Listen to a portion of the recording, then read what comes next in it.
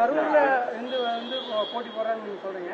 அதே சமயம் உங்களுக்கு பாராளுமன்ற தேர்தலுக்கு வெளியூர்ல இருந்து உங்களுக்கு வேலை செஞ்சாரு செந்தில் பாலாஜி. ஆனா செந்தில் பாலாஜி புரிஞ்சுக்கணும், பாராளுமன்ற தேர்தல் எந்த தேர்தலாக இருந்தாலும் நாம யாரையாவது கூப்பிட்டு வேலை செய்யுங்கன்னு சொல்றோமா?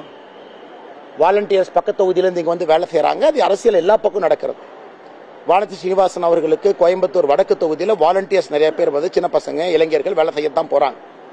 ஆனா கரூர்ல இருந்து ஆளை கொண்டு வந்து இந்த பாக்கெட்ல பணத்தை இந்த பாக்கெட்ல பணத்துல வீதி வீதியா நடந்து போய் உங்களுக்கு 200 உங்களுக்கு 500 புடிங்க, உங்களுக்கு குண்டா வேணுமா அண்டா வேணுமா ஸ்மார்ட் வாட்ச் வேணுமா புடிங்க அப்படின்னு மொத்தமாக கோயம்புத்தூர் திராவிட முன்னேற்ற கழகத்தை குத்தகைக்கு எடுத்திருப்பது யார்?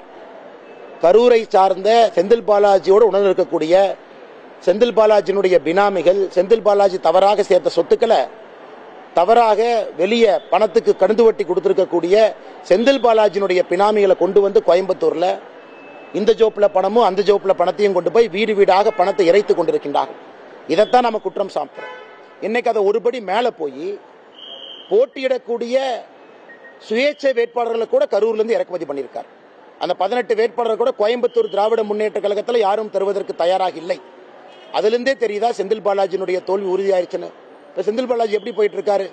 கரூர்லயும் முடியல, வண்டி எடுத்துட்டு கரூர் போறாரு. கோயம்புத்தூர்ல முடியல, வண்டி எடுத்துட்டு கோயம்புத்தூருக்கு வராரு. ஆனா அம்மன் அர்ஜுன் அவர்கள் மிக அழகாக நீட்டா ஒரு தெருவாக நடந்து போய் அவருடைய பிரச்சாரத்தை கண்ணியமாக முடிச்சிட்டு வர்றாங்க. அதனால தோல்வி பயத்தினுடைய வெளிப்பாடு தான் திரு செந்தில் பாலாஜி அவர்கள் பேசியிருப்பது. நான் ஏற்கனவே சொன்னது போல தோல்வி என்பது கோயம்புத்தூர் சவுத்தில் ஆரம்பிச்சு சேப்பாக்கு வரைக்கும் இந்த முறை தோல்வியாகத்தான் போகுது. அதனுடைய அறிகுறி தான் நேற்று வேட்பாளர்களுடைய வேட்பு மனுனுடைய ஸ்க்ரூட்டனி நடந்த டிராமா என்பது நேற்று நடந்த ஒரு அறிகுறி. நீங்க குறிப்பிட்ட மாதிரி விஜய் நீங்க என்ன சொல்றாருன்னா, தமிழ்நாட்டில் திமுக தலைமையிலான ஒரு கூட்டணிக்கும் பாஜக தலைமையிலான கூட்டணிக்கு தான் போட்டி மற்றும் சிலர் அப்படின்னு சொல்லிட்டு அதிமுக பெயர் சொல்லி குறிப்பிடாமே இருக்காரு.